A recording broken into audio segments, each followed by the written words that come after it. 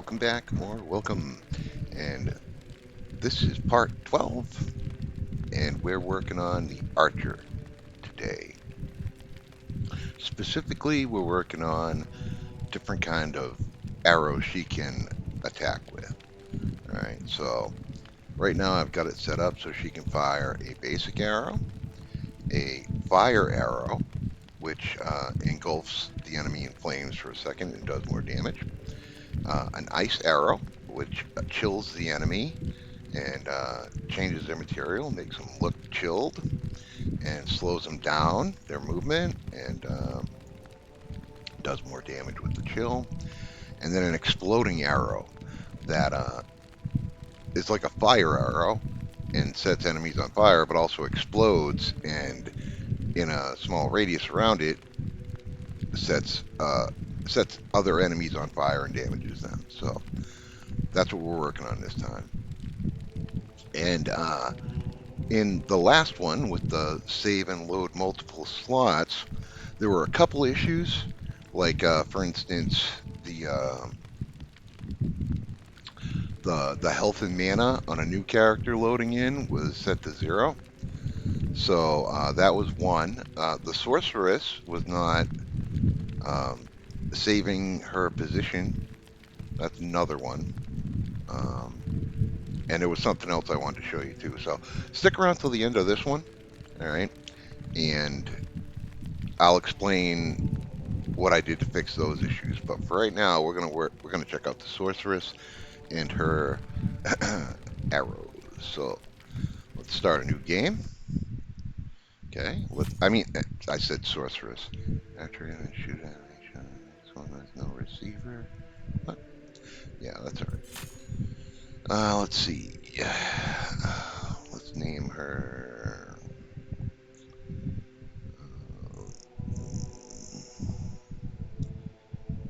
Name her Greenie. Let's confirm. Okay, so now we've got our archer in the level.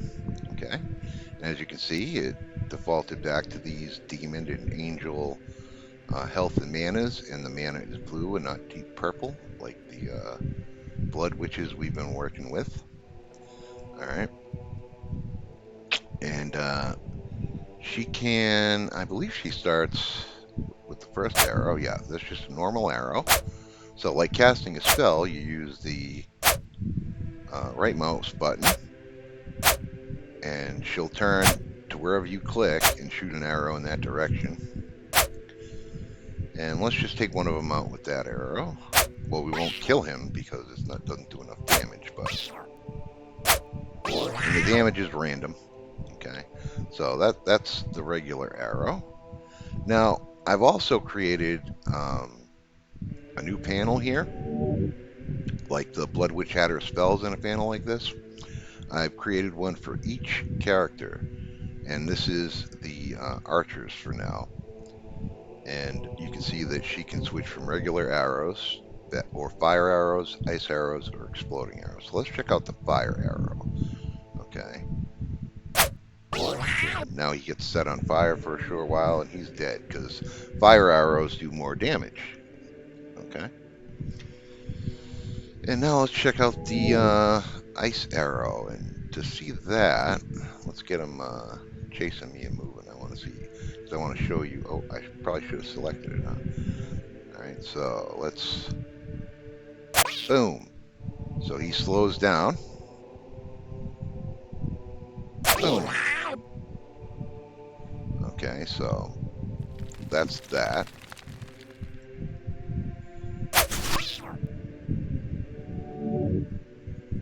And that could actually last a little longer. Let's do that. So we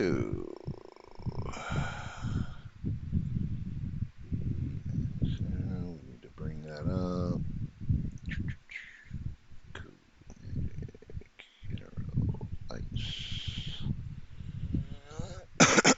Excuse me. Oh, it's in the enemy. I'm sorry. So yeah, the enemy.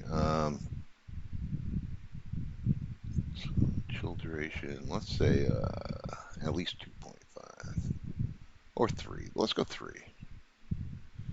And we'll save that. File save. And since it's not in your inspector, let's just go to that scene. File, save, file, open recent, start screen. Alright, yeah, there you are. Okay, so we got the goblins right here. And let's check them out.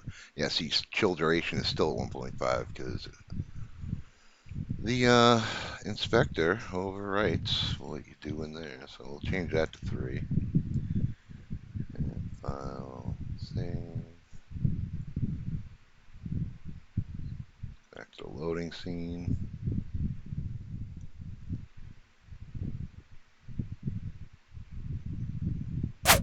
And we'll reload Greenie here. Alright, so let's pick the ice arrow. Let's get one of them chasing after us. And boom. Yeah.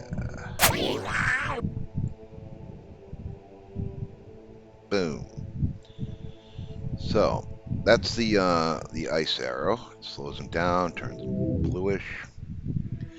And now the exploding arrow. Boom. Of course they'll regenerate. Whoops.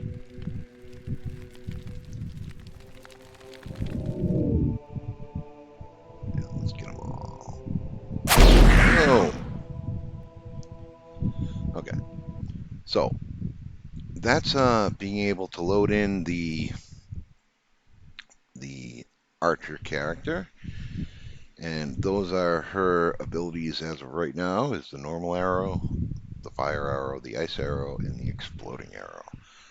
So let's get into that code, shall we? Like I said, I'm creating a new script, base script for each character.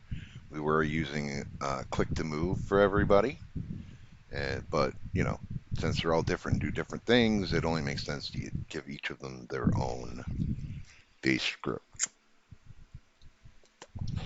So, in the Archer, here are our usings. Um, we got these serializable layer masks for the layers. You want to, you know, the clickable layer, the ground only, the enemy.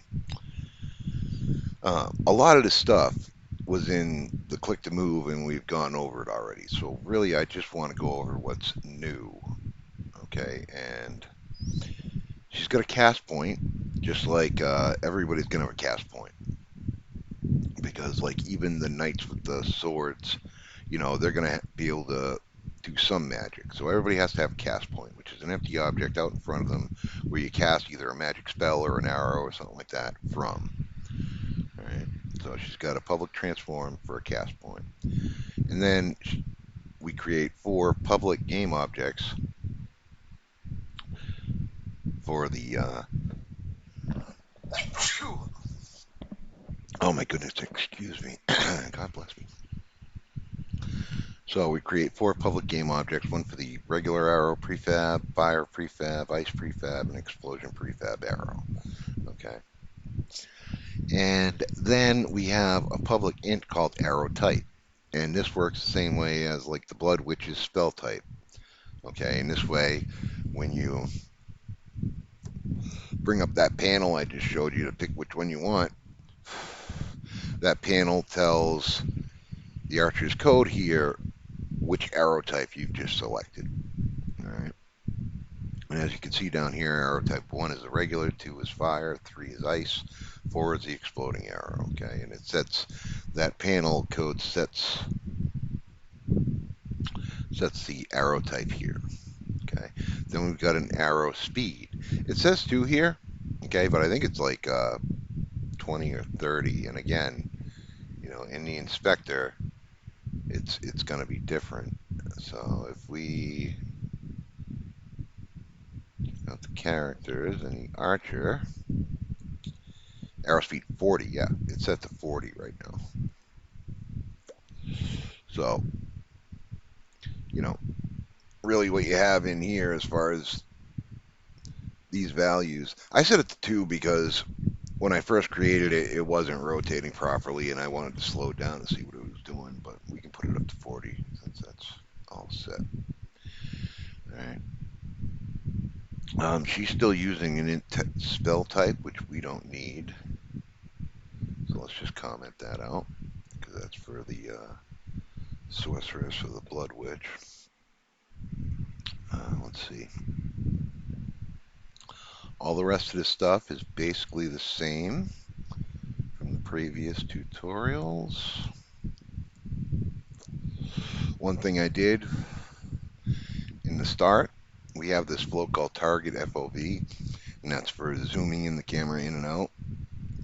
And I've set it to 60 in the start method. That's new because it was defaulting to like 20 or something, and it was pissing me off because I'd have to scroll up and out every time I started it, this character, at least this character. So I defaulted it to 60 in the start. And in the update, a lot of this is the same as the previous movement stuff. We click to move. So if mouse button 0, the left click, we do our movement code. And if it's an enemy, we go attack it by checking the name of the layer. That's all from before. What's new is the right mouse button click right here. Get mouse button 1. And what that's doing is it's checking the screen point to ray and the mouse position. Then we look at that mouse position, and then we set a bool, an animation bool. Get bool shooting equals if animation. All right, we're checking to see if the animation bool shooting is false here, and then we say anim.play arrow, which is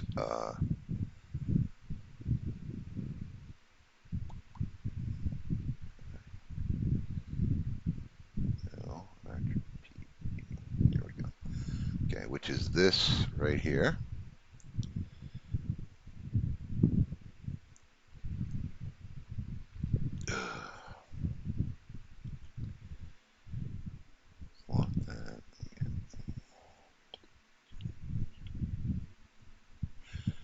Okay, and that's all it is. It's just an animation of her holding the thing out.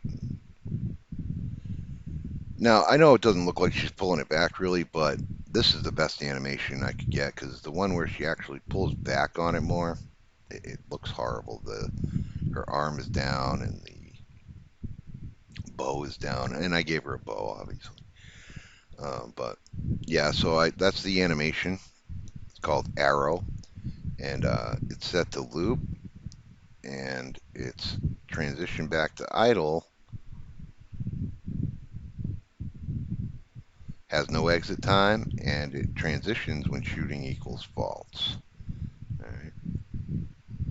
So what we do is, like I said, we play that animation arrow right here, and then we set the bool in the animator, anim.set bool shooting equals to true. Okay, that way this only runs once because it checks to see if it's false. And then a lot of this is the same. We got a temp enemy. We had this before. All right, and this is for like melee stuff. And if you're not sure about this stuff, just go back and if you're into this series and you want to follow along and you haven't watched them all yet, then I highly suggest going back to number 1 and going from there and up because all this code will be explained. Okay, and I'm just going to cover what to do. So, like I said, we play that, and then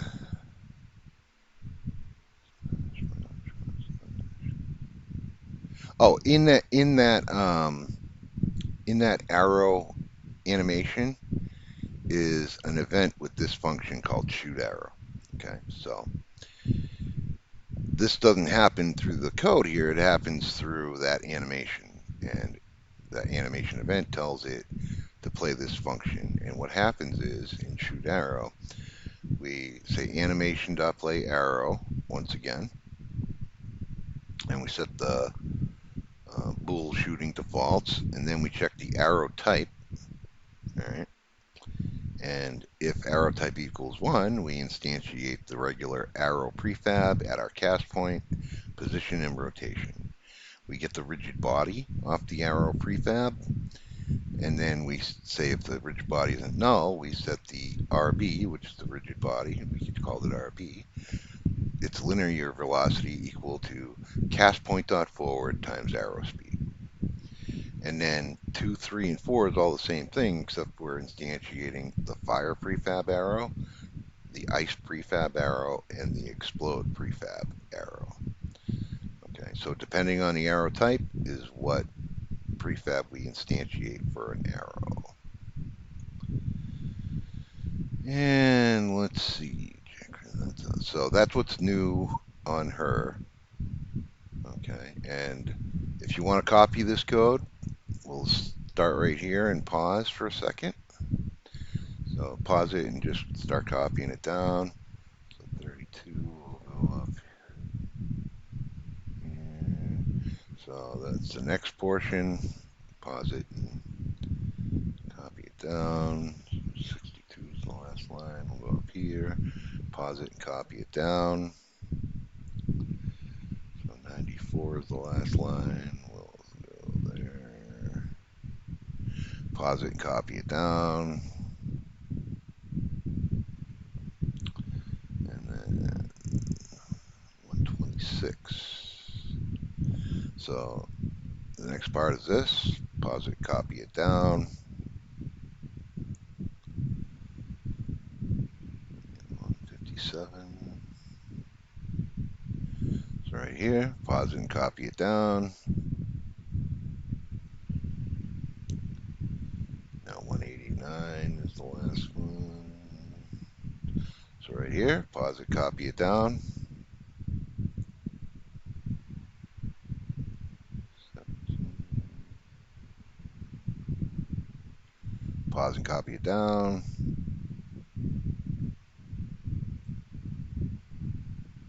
And then the end. Pause and copy it down. Okay, so that's the Archer's code. And that's what she does. Now, the normal arrow, a lot of these are going to be the same, except for what they do. So this is the normal arrow code. Okay. We've got a public float for lifetime. And this is a lot like that Abyssal Bolt spell that the Blood Witch shoots out. Right? It's basically based on that. It's you know, a projectile code. All right. So you got the lifetime, which is 5, and I'm actually going to, well, I would say I'm going to lower that because it's a little too long, but the inspector is probably different, so I'll wait and do that in the inspector. Then we have a public float for damage, which can change on the other ones, but I'll show you that. We're using the public layer mask enemy layer to decide what layer we want to check for, and we want to check enemies. Then we declare a private rigid body RB. We have a private audio source called sound, a public audio clip called hit, and it's public, so I can drag that clip into the inspector, and a private mesh renderer called mesh, which really we don't need on this one because I'm just destroying the arrows right off the bat. And like with the Abyssal Bolt, I was using this, but we don't need this, so you know what? We're going to get rid of it.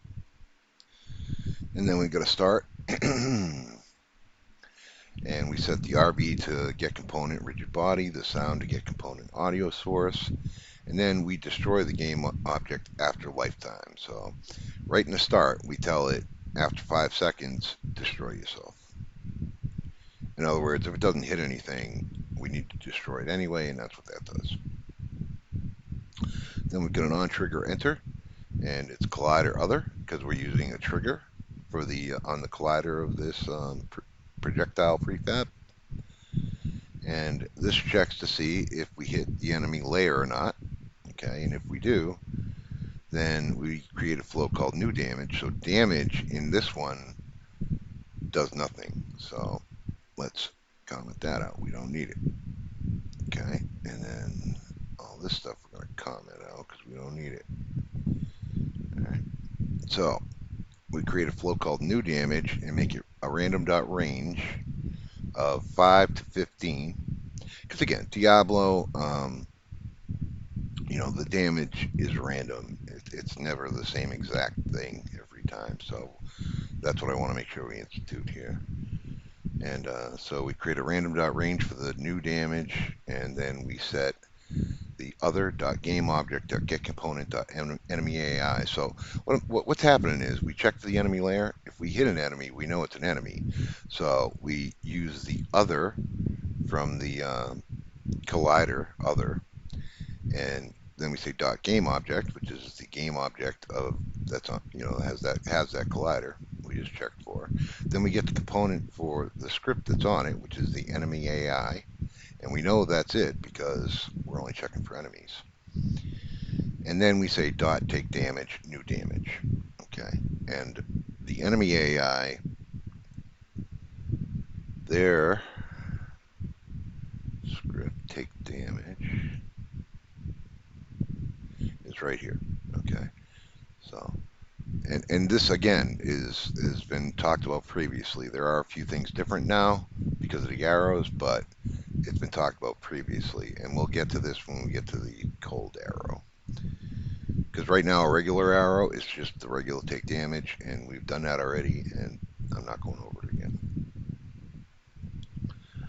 Like I said, if you want to follow along, go back to the beginning and work your way up, and you'll get there. You'll get to that part. All right, so after we get the component for the AI, we play a sound for the hit, okay, because the trigger enter means the arrow hit an enemy. So we play that one-shot sound called hit. We declare it up top, and then we stop movement, RV, linear velocity, 0, angular velocity, 0, and we set the RB is kinematic equals true. And again, you know what? We don't need these because that was for the abyssal bolt thing, where we did not destroy the game object instantly. Okay, on that we didn't destroy it instantly because I wanted to play a sound from it. And if we destroyed it, the sound wouldn't play, or just play for a split friggin' second, and you wouldn't hear the whole sound. So that's what that all is for. And we don't need that here because we're destroying the game object on the impact. Okay. So right before we destroy it, after we play that sound, we get the component of the collider enabled fault. We don't need that either. Again, that was so because we, didn't destroy it right away. So basically, we don't need any of this. We can get rid of it. Boom. Makes code even better. And then we destroy the object. And that's that. And then we got else if it's not an enemy layer, but it collided with something, then we just destroy the object, period. So that's the normal arrow code. I'm going to save it because we changed it.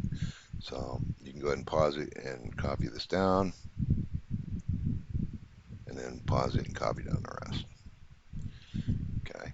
Now let's go to the fire arrow.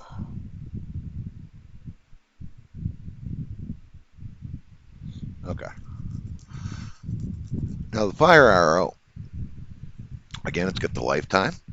Okay. It's got the damage, which I don't think we're using in this one either. We are, so that can actually change. Let's change that back to what we did here. All right, and we'll say the new damage. And we did 5 and 15 for a regular arrow, so on the fire arrow, let's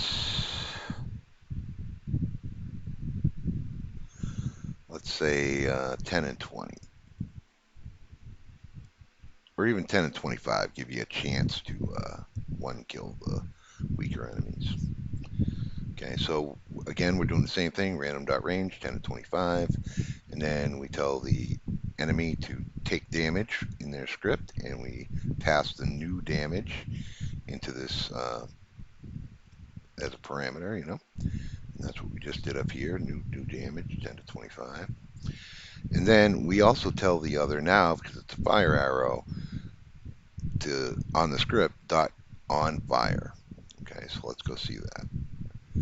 Now, right here where it takes damage, all right, we've got an if chilled equals true, which we'll get to with the chilled arrow. But we've also got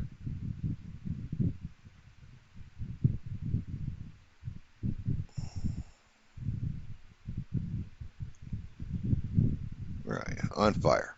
Okay, so it's just a function that says it's called on fire, which is what this says to play. All right, to execute that function on fire. So this function, all it does is say on fire.play, and that on fire is a particle effect. That's why you can say dot play to it. Okay, and up here,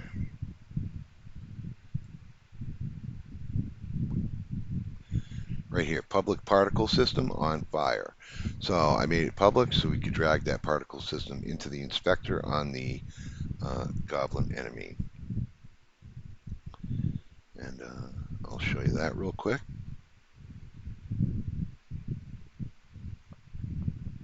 We're going to go back to the other one.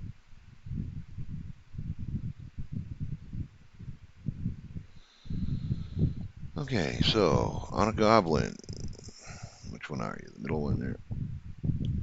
All right. So I attach it to the spine. All right. And I'm glad we're doing this because I actually wanted to kind of lower it a little bit. But yeah, I attach it to the spine. So right here you can see is this effect. Okay, and it just plays for a second and then fizzles out.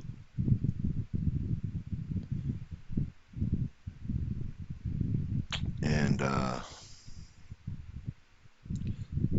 like I said, well, first of all, it's not even centered right. And let's lower it down a little bit like that and restart. Yeah, so that's a little better. It's kind of centered on them that way too. So if we restart, you can see it's like that. A little more in the front. So yeah, it just plays this real quick and it doesn't loop, so it fizzles itself out. And that's the effect. And if you want to see the effect, we can scroll through this slowly. So, and again, I didn't make this effect. These effects are from the asset store, but what I do is I Frankenstein them. I take out what I like from one or another and I put it into another one. So these aren't the exact effects from the asset store. I Frankenstein them into something new. But if you want, like I said, I'll scroll through this real quick and you can see the settings. So just pause for a second if you want to see it, and then I'll scroll down. And it's not doing anything down here, so you don't need to know. It's got an audio source, okay, and it's playing this sound right here. And we can play that if you want. So, yeah, when it plays this sound, and it fizzles out and stops playing the sound. So that's what's going on with the goblin and the effect when I say, you know, on fire. So when this on fire executes, that's what happens. That particle effect plays. All right. So again, we don't need any of this crap because we're destroying it automatically. So let's get rid of it. Get rid of this. Get rid of this. And now we can get rid of all this. And we're down to here. So we play the sound, destroy the object. The on fire was called already, we destroy it, and then if other object, not an enemy, we destroy it anyway. So this is the arrow fire code. So if you want to copy it, right, so let's move on to the ice arrow. All right, again, basically the same thing. Lifetime damage, which we don't need, so we'll get rid of it. And we don't need to declare the mesh. Okay, so basically it's all the same thing up here. Okay. And then we declare the rigid body, the sound right there. And we destroy after lifetime, which is 5 seconds. On the trigger enter collider, check. Check to see if it's an enemy. Then other dot game object enemy AI dot chilled equals true. So now we're getting the enemy's code and we're saying a bool they have on them called chilled is now true. So that's right here. I added this to the enemy. Um, we got a chill duration, which is 3, and we've got a public bool called chilled, which starts out default as false. All right, and down and take damage. Down here and take damage. It's basically the same thing as it was before, except now there's a new if statement checking to see if chilled equals true. And if it is, we start this coroutine called chill enemy. All right, and then we go down to now freeze enemy. Right now, I named this poorly because that's turning him to stone. Okay, that's the when the blood witch turns them to stone, it runs this. And I actually do want to be able to freeze them and not just chill them, so I named that poorly, and we'll probably have to rename it. But the chill enemy I enumerated right here. We declare a private float for this I enumerator called original animation speed. And then we set it equal to anim.speed. Anim is reference to the animator on the enemy. All right, so we get the original speed and set it into original anim speed float here. Then we say anim.speed equals original speed times 0.2. We slow it down by 20%. Then we get another float for the original agent speed, the nav mesh agent on the enemy. And we equal it to the agent's current speed. Then again, we slow it down by 20%. And then we get the skinned mesh renderer. This is like the stoned one because we have to do arrays here for getting the skin mesh renderers and the materials, because on this particular enemy there's 2 materials. There's one for the body and one for the eyes, I think. So we do an array for renderers and get the components and children of skinned mesh renderers. Then we do another array for materials called original materials and set it equal to the new material renderers.length. So we're getting the original materials so that we can, after we change the material to the chilled one or frozen one, we can set it back to the original one. And that's what we do here. Then we get a for int I equals 0, less than renderers length, so we're getting the materials, and then renderers.material equals frozen material. Okay. So what we're doing is we're grabbing the original materials, so we have a reference to them, and then we're grabbing all the materials on the enemy and changing them to the frozen material. Now, the frozen material, I'll show you.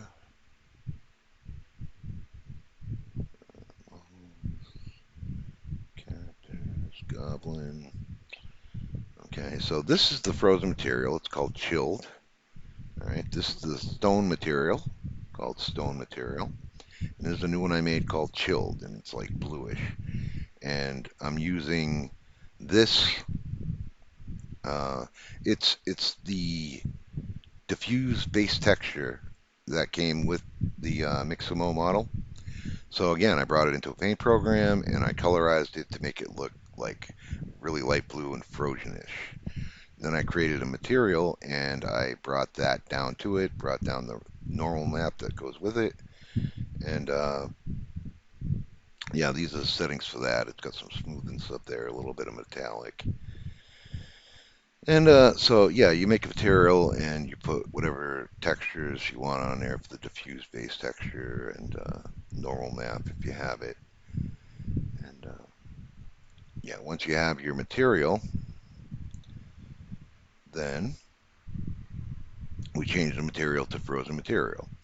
And then we say on yield return new wait for seconds chill duration. I already showed you that. I think it's like 3 seconds we set it to. So he'll be chilled for 3 seconds and have that bluish material for 3 seconds and slowed down for 3 seconds. And that time, let's say you start putting points into chill arrow or ice arrow, that duration time can go up, you know, with every level you give that ability. So that can change, you know. But for right now, it's like 3 seconds. And then after that chill duration is over, we set chill to false in our own code here because that's a bool we have. And then we do the same thing for the renderers and the materials, except we set them back to the original materials. Then we set anim.speed back to the original animation speed and agent.speed back to the original agent speed.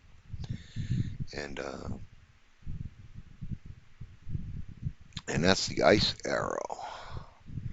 So again, we don't need any of this crap. So let's get rid of it. And if you want to pause and copy it down, and then pause and copy the rest, that is the ice arrow. All right. And then the exploding arrow. Again, we do the same thing, and I think we do.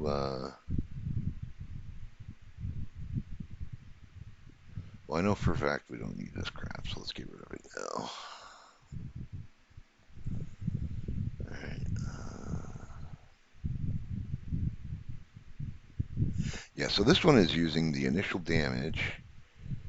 Um, let's change that again. Where's the ice arrow?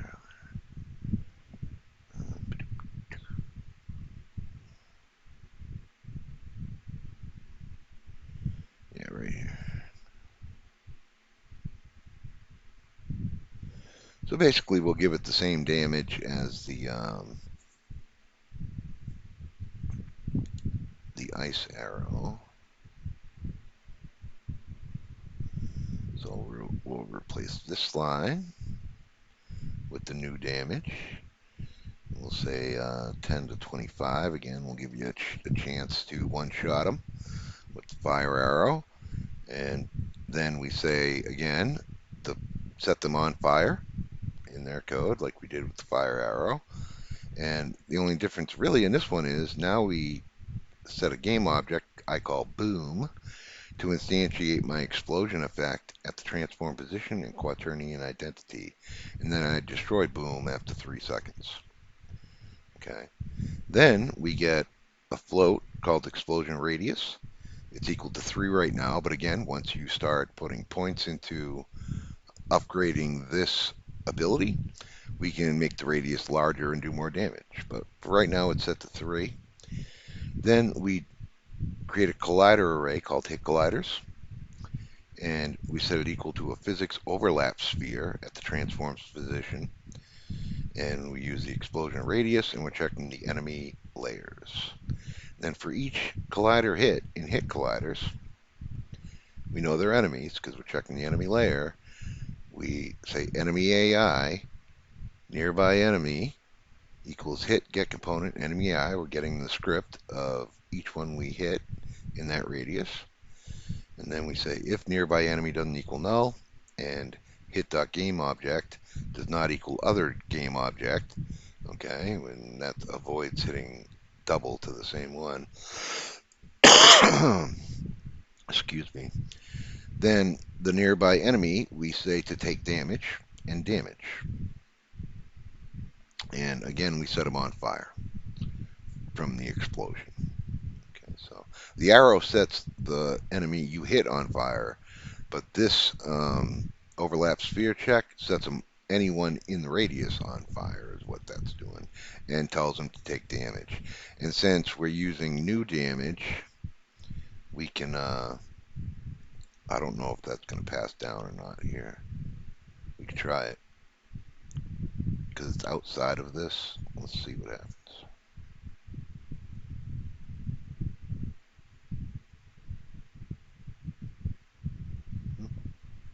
Looks like we can. Okay. So, yeah, we'll do the same thing, 10 and 25 random dot range for the damage to them. And honestly, you know what? Let's not do that copy, because really that's for the one you hit. Other ones nearby should get affected, but not as much as the one you actually exploded the arrow on. So let's do this. Here. Let's create a new float, and we'll call it explode damage. All right, and we'll set that down a little lower, like 5 and maybe 15. And then we'll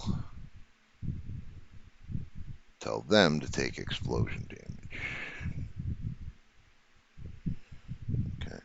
So the one you hit will get 10 to 25 damage from the explosion, and the ones around it within the radius of this check, this overlap sphere physics check, will get 5 to 15 explosion damage. All right, and then they'll take the damage and get set on fire. So that is the arrow explode. And damage we don't need because we just took it out of everything. So I'm going to file and save that. And you can pause and copy this down. And pause and copy down the rest. Okay, so that's all the arrows. And I showed you everything as far as the goblin and how he's getting caught on fire. If you want, we can see the arrows real quick. Let's go into prefabs. Okay, so arrow box.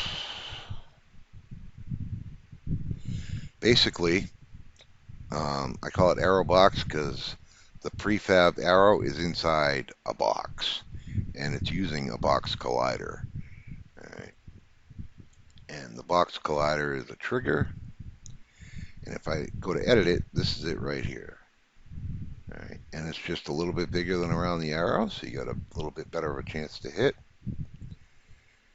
All right, so yeah, the box itself has a box collider, an audio source with sound for the arrow for the initial shooting of the arrow. And if you want, we could play that. Okay. And then it's got the arrow script, which I already showed you. We set the lifetime to 5, and you know what? I'm going to change that down to 3. 3 is plenty for that. Then the enemy layer. Okay, so that's the layer masks we declared inside the script. We just selected enemy. And then hit is just the sound for the impact. And if you want, we can play that real quick. Okay. So that's that, and that's the normal arrow. So we have the arrow prefab right there that has the mesh renderer on it, but no colliders or anything. And then we have a particle system, and all this system does is provide kind of a trail. So, you know, if you want to check that out, I'll leave it here for a second so you can copy that. The emission is rate over distance, because it's a trail, kind of. Not a trail component, but a particle effect that acts as a trail. Then the shape, if you want, you can pause and copy that down. Then we've got a color over lifetime. Check that out. Then we've we've got a size over lifetime, and what I'm doing is that's the obviously the particle effect shrinking as it goes, like a trail should. Then in the renderer, we have the abyssal bolt, which I don't think we're supposed to have.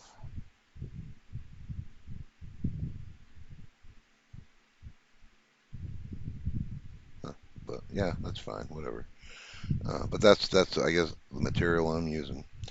And yeah, that's the arrow, normal arrow. So let's get rid of you, prefabs. The exploding arrow, basically the same thing. We got the same setup out here, except on the script, we have a spot for the explosion effect. Okay, so the effect I dragged into prefabs, and then the prefab I dragged into this explode right here.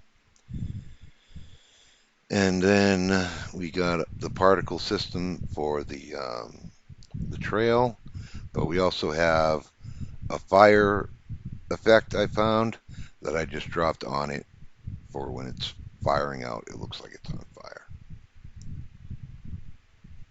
Okay, so that's the explosion arrow. And then the ice arrow is, again, basically the same thing, except it's got a particle for the trail, but it's also got this, and this is set to local simulation space, so it stays right at the tip when it's moving. And then we got another one right here, which is meant to be kind of a icy trail, and that's set to world simulation space, so it can be act like a trail. And they're just, as you can see, colored like, ice and cold. That's what that is. And if you want to see this particle effect, you can pause and check it out. The emission, this one's over time. This one is, again, over distance, just like the trail.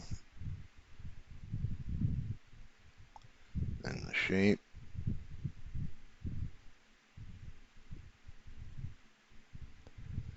And the color over lifetime.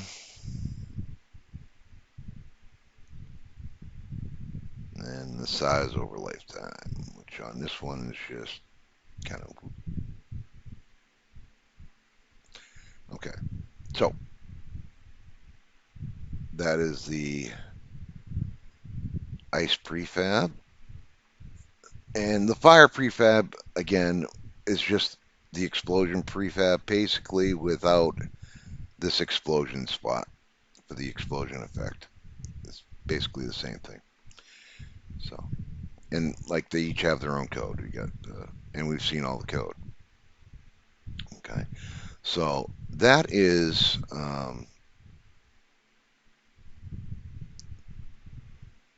you know what? Let's bring the archer in. See here. Okay, so on the archer, I gave her this bow. Okay, and I attached it to a bone on the left hand in the Mixamo hips. Okay, so I don't want to go through that because you just saw me attaching stuff to a. All right, let's just do it real quick. We'll go to the. I'm trying to keep this short because I still got to explain what happened with the last one. At the left.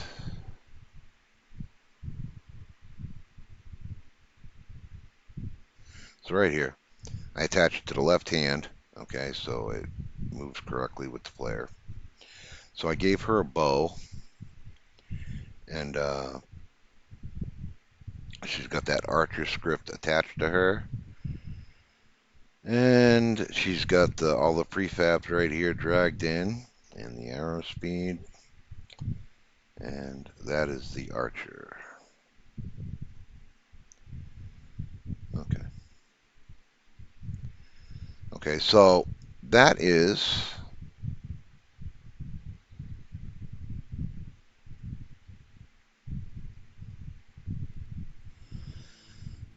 her. So let's just explode these guys again. Boom. Boom. Oh, they're still alive. Alright. You live too. Okay, so that's the archer and her arrows so far. Now, as far as the last one, um, like I said, as far as the sorceress not saving her position, I would love to tell a little white lie and say, "Oh, I forgot to set her tag to player or something, and now it's fixed." But that's not true. I didn't do anything to the sorcerer, and she's now fixed. She'll save her position, and I'm chalking that up to a Unity 6 bug. Okay, because like I said, I didn't fix her. She just started saving her position again. So it's just like the material for the dark matter, okay, which is set to deep purple.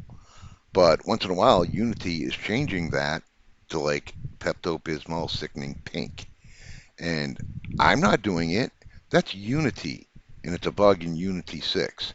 And I'm gonna chalk up the sorceress not saving her position to a bug in Unity 6 because we can go check it out right now.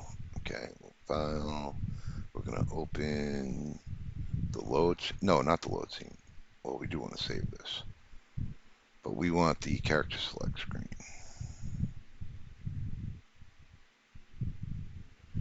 Okay, let's play it. And we're going to pick the sorceress.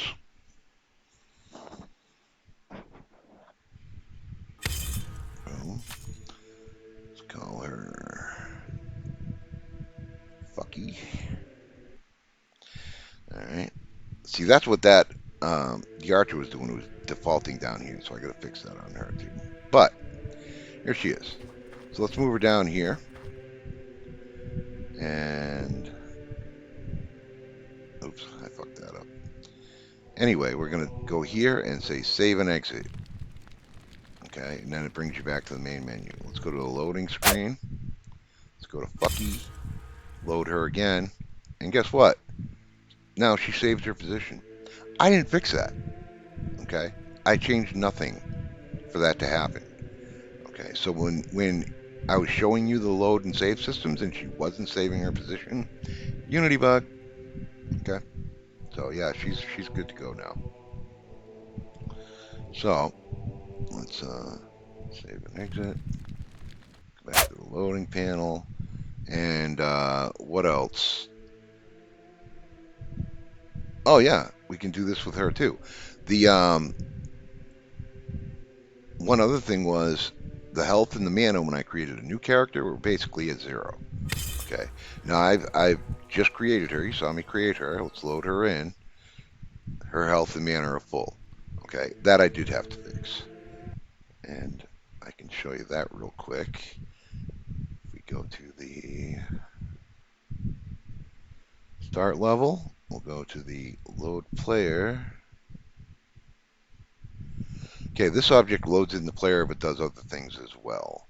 So we're going to look at the code for that object right now.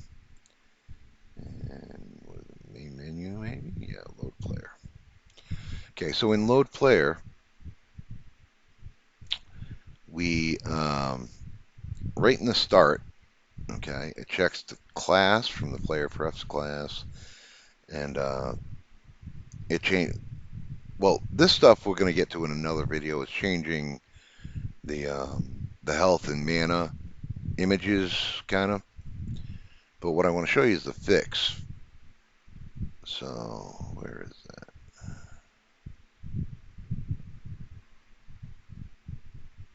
Ah, okay. So right here we're getting existing data from the JSON file for this character, okay? And what I do is I check to see if it's not null, and then I check to see if existing data.health is less than 1, all right? Because If you create a new character and its health is 0, then of course we want to set its health to the max health, set its mana to the max mana.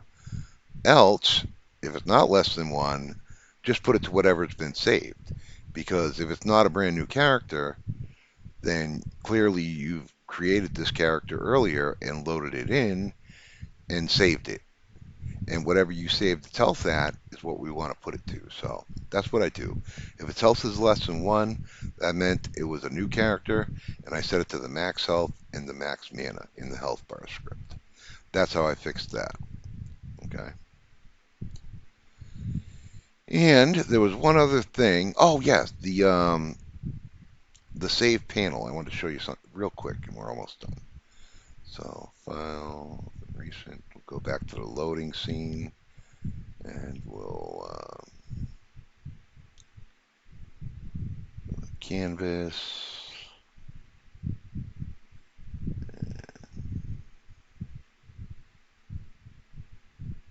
Okay. This panel that houses all the save slots. I wanted to show you this because I didn't when I did the tutorial for the save and load. It has a vertical layout group attached to it. And that's how when you create the first slot, it gets created up here. And then the next slot is down below it. And these are the settings for that group, but your settings may vary depending on what size you make your slots and stuff. But those are my settings. Okay. And I just want to show you that because I did not show it in the save and load. So yeah, if you're doing it like mine, add a vertical layout group and then put the padding to what you need depending on um, how your slots are sized and stuff. Okay, and I'm calling it there because these videos I'm trying to keep them as trim as possible. Um, and yeah, you know that's the Archer and some fixes for the load system from the last time, and a bunch of cool arrows and we'll keep working on characters, I think, for a little while and get them all in there and playable and all have at least some kind of special abilities for their character class. And that's coming next. So if you liked it, please go hit the like button right now. All right. I would really appreciate it. It helps me a lot and it makes sense. If you like the video, go like it. Okay. If you're not subscribed, what are you waiting for? This series is awesome and amazing, and I'm really proud of it so far. So if you're not subscribed, go subscribe and hit that bell icon, and you'll get notified as soon as the next part comes out. And they come out pretty quick, so unless it's a big system like this, save and load, that took time, but it got out there eventually. I think it was like 4 or 5 days it took me. But yeah, so like it, subscribe, hit the bell, and until next time, peace out.